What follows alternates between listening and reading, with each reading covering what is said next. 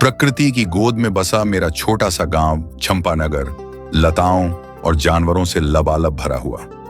मैं सुबह सुबह चकोर, चाटक, कोकिल, भारद्वाज और सारंग जैसे अनगिनत पक्षियों की मीठी चहचहाहट से जाग जाता था। गायों की रंभाहट से मैं सुबह का अपना काम शुरू करता था। 2 बजते ही मैं कदम के पेड़ की ठंडी छांव में चैन से सो जाता था। शाम को घंटियों की मधुर ध्वनि के साथ मैं गायों को लेकर लौटता था और रात को मां गंगा के किनारे से आने वाली कोमल ठंडी हवा में लिपटा हुआ एक मासूम बच्चे की तरह शांति से सो जाता था। चंपानगर में ही मैंने अपना वह खूबसूरत बचपन बिताया। जी हाँ, सचमुच जैसे धनुष से छूटा तीर कभी वापस नहीं आता, लेकिन उनकी स्मृति मात्र से ही क्षितिज तक फैली गंगा माता की विशाल धारा मेरी आंखों के सामने आ उठती है।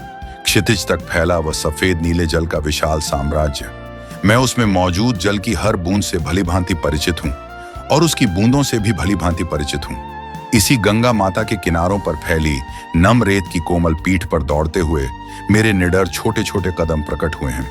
यहाँ की तेज हवाओं ने शरारत में पहने मेरे उत्तरी वस्त्र को कई बार उड़ा दिया है। और इसीलिए नहीं, मेरे बचपन की यादों के साथ साथ गंगा माता, जिसे मैंने अपने बचपन में एक छोर से दूसरे छोर तक फैली हुई देखा था, मेरी आंखों के सामने खड़ी है। बचपन क्या है? क्या कोई इसे सही ढंग से बयान कर सकता है? कई लोग इसे अलग अलग विचारों से बयान करते हैं, लेकिन मेरे लिए यह हमेशा एक रथ की तरह रहा है।